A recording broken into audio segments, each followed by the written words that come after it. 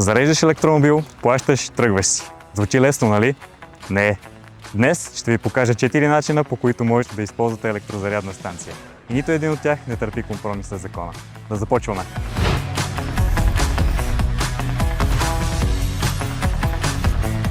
Здравейте! Аз съм Марко от Ensys и както знаете, ние сме български производител на електронни системи с фискална памет, фискални устройства и софтуер. От години работим с бензиностанции в цяла България. Но в последните години се появи нещо ново – зарядни станции за електромобили. А заедно с тях възникне един много конкретен въпрос. Как операторът на СФП издава фискален бон без да нарушава Наредба 18? А относно Наредба 18, вероятно не сте чували за нея, а освен ако не работите с фискален софтуер.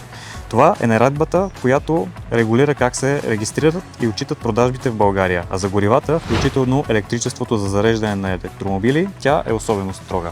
Нашата система OilSys е одобрена от нас да работи с зарядни станции и днес ще ви покажа точно как.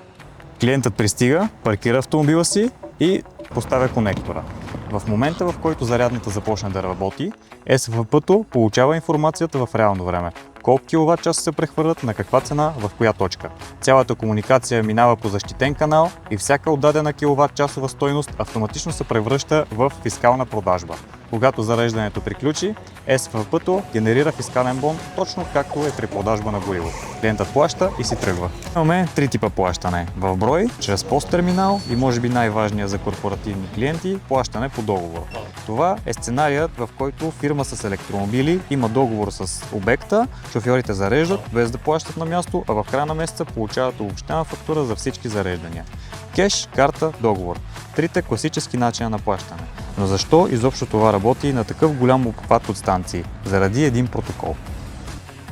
На пазара зарядните станции са много различни. От DC суперчарджери по 400 кВт за бързо зареждане до AC станции 22 кВт за домашни условия. А какво е общото между тях? OCPP – Open Charge Point Protocol 1.6J.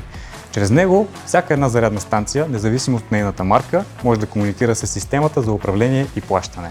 А защо това е важно? Защото по този начин вие не се ограничавате до един производител. Или с други думи, утре сменяте марката, но системата остава. И запомнете едно. Ако вашата зарядна станция работи с OCPP 1.6J, ние работим с нея. А какво се случва, когато на обектът няма персонал? Отговорът е киоскът, който разгледахме в видеото, което може да видите ето тук някъде. Какво правим в случая? Избираме си електрозарядна станция, избираме си метода на плащане, предзадаваме сума, например в случая 20 евро, избираме дали желаем фактура и заплащаме. След което можем да пристъпим към зареждането. Третия вариант на плащане, който предлагаме, може да бъде осъществен изцяло чрез телефона, без влизане в обекта, без чакане по опашки. Влизаме в приложението на бензиностанцията, избираме си нашата зарядна станция и пристъпваме към зареждането след преавторизация.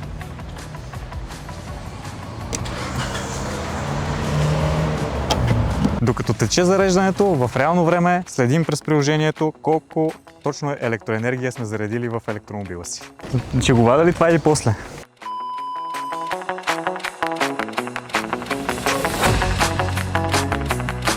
Много си слада, куче. Сладур.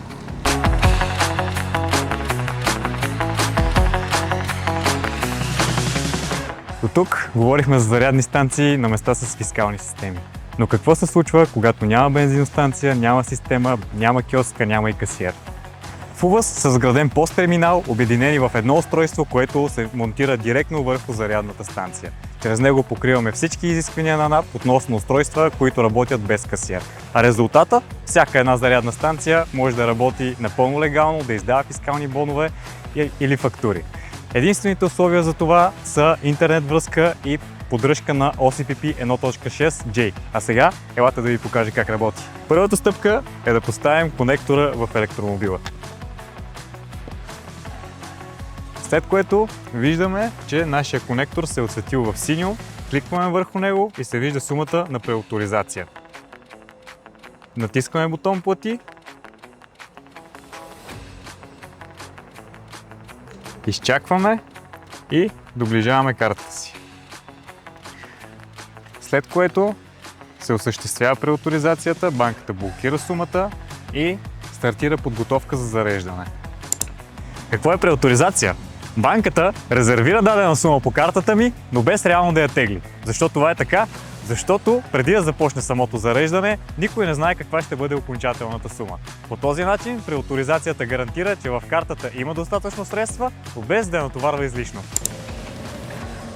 Когато на терминала нашия конектор е оцветен в жълто, означава, че зареждането е в процес.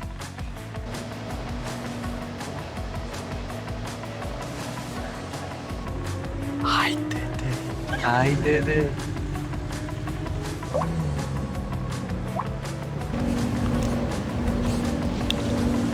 Когато видим, че нашия конектор е отцветен в червено, означава, че сме готови с зареждането. Можем да извадим куплунга и да го приберем в станцията.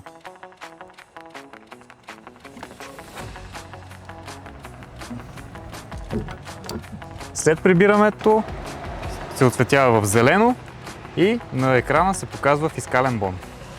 Останалата сума от преавторизацията ще ни бъде възвърната от банката. Това е.